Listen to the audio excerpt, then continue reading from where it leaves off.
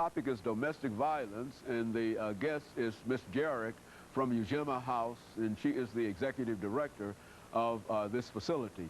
And of course, Miss Jarrett, let's talk about this in the sense that we could perhaps bring some additional support for what you need as well as what the city of Nashville needs. And certainly you need some additional help to expand your facility. Right. But the city of Nashville, with only 2 or 3 facilities, needs some additional support to expand the number of facilities that are available. And where would we start? What would be the first place that we would start in terms of trying to convince people of the need of such problems? I mean, the need of such facilities. Would you talk about the incidence of domestic violence? Is it a lot of folks fighting one another in the city of Nashville? The incidences are high. High. I don't know what the percentage is right now, but it's high because I'm going by the calls that I get. I can get 6 to 8 calls a day. Good. From women. From women. For a place Yeah, that's a real problem. Okay. That's a real problem. That's a real high. Yeah, that's a high problem. And that's just me. Ones that requires more facilities than available. If you're getting 6 and you can only hold 1 or 2. And I can only hold 1 or 2. So if I'm full, I have no idea what they do unless they stay with their perpetrator or stay with somebody else. Now, I have advised a lot of them to go out of county. If you can find a shelter that will take you out of county, just go out of county, because if we're full, it's nothing I can tell you to do. Well, I don't imagine that there's anything that you could do out of county if you come to Nashville as the largest the capital metropolitan city, area, Nashville, and you can't find any assistance here. You can't think of going over in Smyrna or somewhere. That's right. That's right. So it's a real problem. It's a problem. Well, now what are women themselves saying in reference to what ought to be done or what they think that could be done? When you say women themselves, you mean the women that are being abused? So how do they feel in reference to? You know, they are so in tune to taking care of themselves and their children. I don't even think that they stop and think about it, because the only thing that they are conscious of is trying to be safe and trying to make sure that children are okay. See, they're on the run in a real sense, so they don't have time to talk, be advocating and the politics of it, which is our job. Yes, ma'am. And once we get them calm, then the only other thing that they are concentrating on are the children. Very good. And you find a large number of children are caught up in it when they leave the home. The children ordinarily leave with them. They don't ordinarily stay. Right. Now, do you find that these are very young children, or what? Very impressionable? Some of them are babies. Yes. Babes in arms in some instances. Yes. On up until teenagers. Yes. So this is a... Now, we have a program that we just started. We got a grant for a program that we just started called the Successful Sons of Survivors. Okay. And we are educating people on little boys from the ages of 3 to 17, because nobody pays that age group any attention, and they're the ones that actually carry the cycle. So when you got a little boy that's 3 years old and he's living in a violent home, he's going to start patterning after what he sees. It's not cute for him to slap you. It's not cute for him to bite you. So you need to start picking up on that, because when he gets 5, and starts to school, you'll be at school every day, because he'll still have that same behavior. So we have this grant where we'll go around educating people on this Successful Sons of Survivors, because we want people to start paying attention to the little boys, and maybe we can break this cycle of violence. Well, how, and dealing with grants, how successful have you been? Not very good. Because, not very successful. It seems to me that there First grant I've had in a long time. First one I've had in a long time. And you're not, and people don't seem to be, some of the folks who are perpetrating some of this domestic violence, who are also in very, very high situations and high classes, who seem to ignore. They're in all classes. All classes. Nobody is exempt. Nobody is exempt. I spoke at MTSU a couple of years ago, and the first thing one of the students said that, well, we don't have to worry about it because we're in college. And I had to get up and tell them, honey, you're not exempt. You're the one that won't count. We won't count because you won't tell anybody. That's right. Because of the security that you have.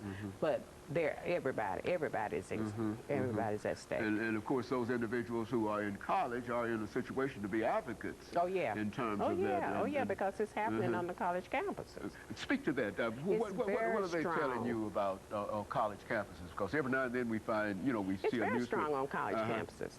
Now, the children won't talk about it openly to us, but they will talk to me when I leave. But it's very high. And these are all generally unmarried individuals who have girlfriends or boyfriends or whatever, and they get into kind of... domestic violence starts in the age 10. Okay, speak to that. I didn't know. Little boys start beating on little girls at that age, and the children in high school are dealing with it. See, they think because he calls you 24 hours a day or every day and wants to know where you are, that he loves you. But no, he's possessing you. Trying to keep track of you. He's trying to keep track of you. So the little girls don't know. They need to be taught what's possessive and what's not possessive behavior, because it can lead to a form of possession. Well, now, do you think that because it's such a problem in all age categories and all economic categories, do you think that the school system, metropolitan school system, perhaps they do have some kind of program dealing with domestic violence that they could introduce? They don't have those kind of... As far as I know, they don't. Well, as far as I know, they don't. It seems to me that would be the place. It would be one. Yeah, that would be one of the places that people could start if we want to talk about if we are sincere in breaking the cycle. That's right. You need to start in the classroom, and you need to start in the young classroom, because see, we all want to go to the ages of 10. All right. By the time those little boys get to 10 years old, they already have their habits formed. They do. So if you don't catch them at 3, then you're going to have a 10-year-old picking up a gun. I know that I've got a granddaughter who's 5 years old and who's in kindergarten now. She knows right from wrong. Right, and she tells us about some of the young men that are there that are doing the kind of things that you would never expect a 5-year-old in kindergarten child to be doing. Touching them inappropriately and saying things and slapping them around. And see, when you tell people that, they look, oh, that's not happening. Yes, it is happening. But I'm finding out from her experiences. She comes home every day and talks about that. It's and real she talks about it all the time, too, as if it's... She's right. And see, those kids started this behavior at the age of 3. Okay, and so by the time they get to kindergarten... They thought it was cute. That's right. We all think our children are cute. I thought mine was cute. But by the time they get to 5, 6, and 7 years old, and then later on they get into... It's too late. Yeah, it's a real problem. It's a problem then. It's a problem. And then everybody's got to take notice. Very good. So if anybody wants us to come and do the presentation, just give us a call. That's what I think would be important in terms of community centers and those kind of organizations where they have these small daycare centers, whatever, and if your organization could somehow get in there and start dealing, at least leave some kind of program there with those folks. I think that this is... But would you say in a real sense that there's no real interest in dealing with domestic violence? Is that... I don't think there is an interest. I really don't. But we've been successful with the project. We've done it twice at TSU. But the TSU was interested. And these are young adults. So a lot of them don't have children. Some of them did have children. So, and we've gotten a good response from the ones that we did. We haven't done it to... the parents yet, so to speak. So that's our next presentation. Okay, and very good. And of course, we've got about a minute and 30 seconds before we end this program for today, Mr. Jarrett.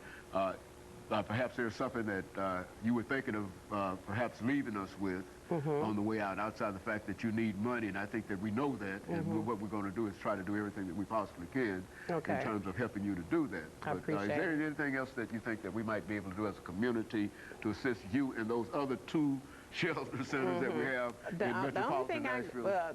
The other 2 shelters are pretty, just be supportive. Just be supportive, and to recognize that it is not an isolated kind of thing, and that... and just think broadly about domestic violence. It's not in a cocoon. Okay. It's not AIDS. All right. It's real. It's real. Very good. It's real. And of course, let me thank you over the last half minute that we have here, Mr. Jarrett, for bringing us that excellent information, and especially the ability to tie domestic violence into some of the health care problems, some of the gang problems and other problems that we're having. Because I think that when we can see it, that angle, and then we understand the cost that is associated with that, then we can probably come out and do something. Thank you for having me. Get organized in reference. We certainly appreciate you coming by. And of course, let me encourage our audience to tune in again next week for another informative edition of Comments. Thank you, and